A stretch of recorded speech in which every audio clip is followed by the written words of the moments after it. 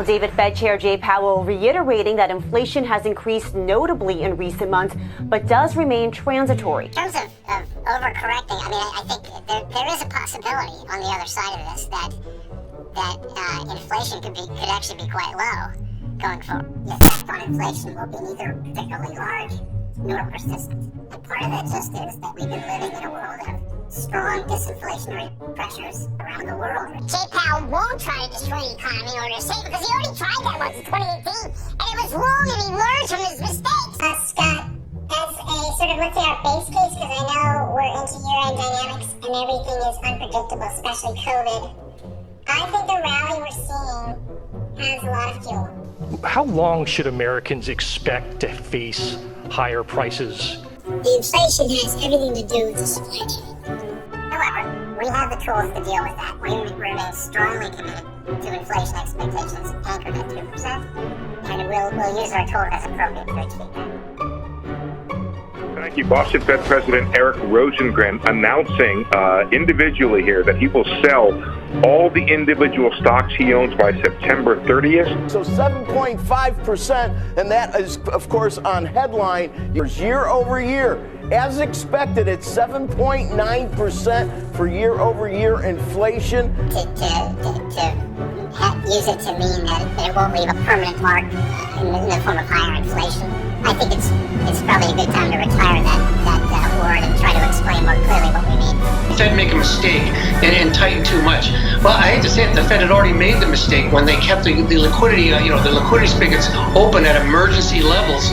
This economy cannot support higher rates quickly. Putin began amassing troops along the border. Make no mistake, inflation is largely the fault of Putin. Ugly close, down 3% on the S&P, the Nasdaq down 3.6%. It was pretty bad all day. I don't want you to show up and now tell me, oh, don't worry, everything's great, because you've been more rosy than a lot of other people.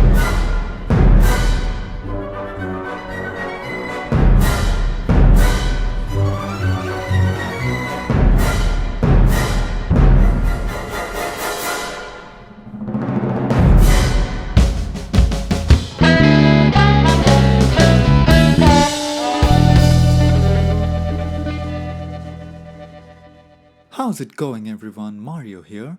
Thank you so much for tuning in. In this video, we're gonna do something different. Before jumping into the analysis of SPY, we're gonna try to understand what the hell is going on in the market and why Federal Reserve has a major role to play in it.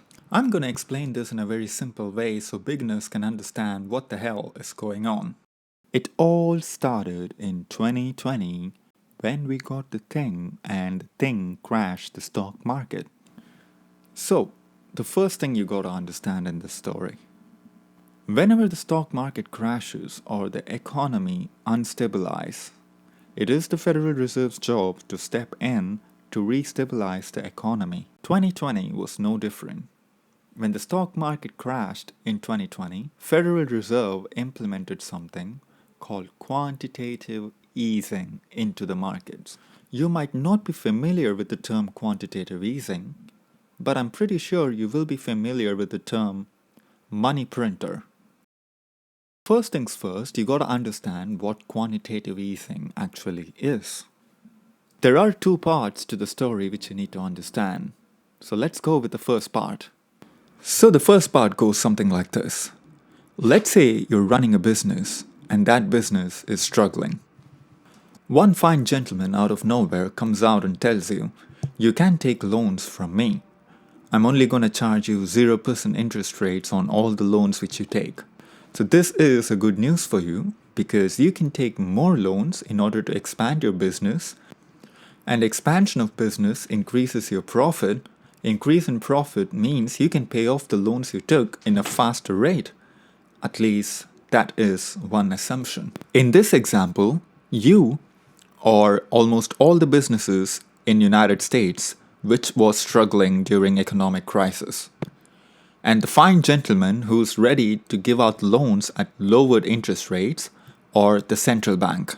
Which brings us to the second part of our story. If you're a beginner trader and you see your favorite YouTuber or your mentor starts buying the dip in the markets, that encourages you to buy the dip as well, right?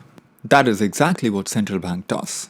In order to increase the liquidity in the market, they start buying assets like treasury bills and bonds in order to keep the liquidity going. So, all these artificial money that's being injected into the economy by buying assets like bonds and reducing the interest rates to near zero, and all these allow companies to borrow more, which thereby increases their profits, which thereby increases their stock price. But the problem with quantitative easing is it can't go on forever. It has a dark side to it. This is a common question though. When the stocks are going up and the interest rates are zero, why not keep it at near zero all the time? That is not possible because that leads us to the dark side of quantitative easing, which we are facing it right now. It leads to runaway inflation. So this raises another question.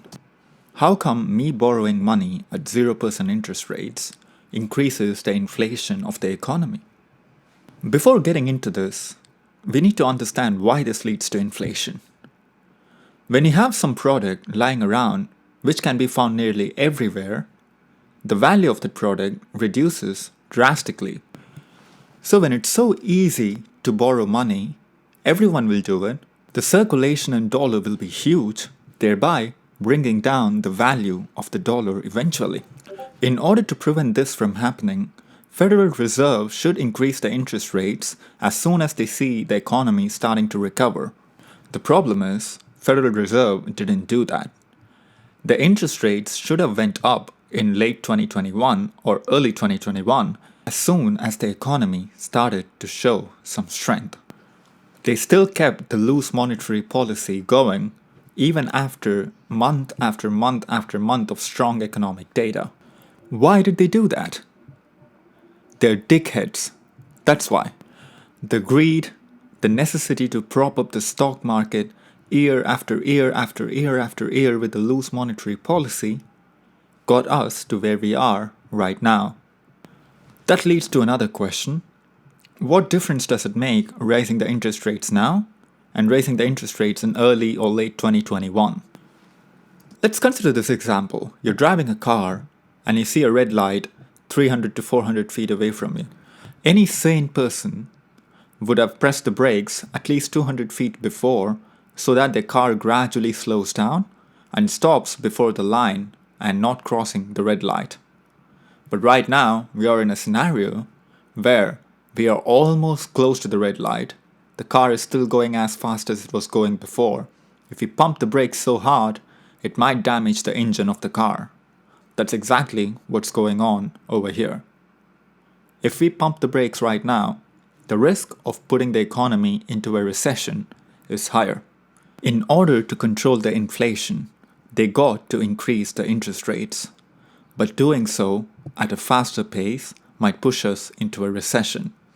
Doing that in a way slower pace might push us into hyperinflation. Now you understand how fucked up of a situation we are in right now.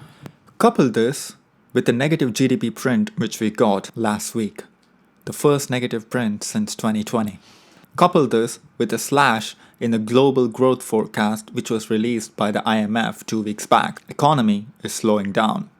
Inflation is sky high. No wonder stock market is tanking. From next time when you hear someone gaslight you into thinking inflation is someone else's fault, call them out on their bullshit then and there.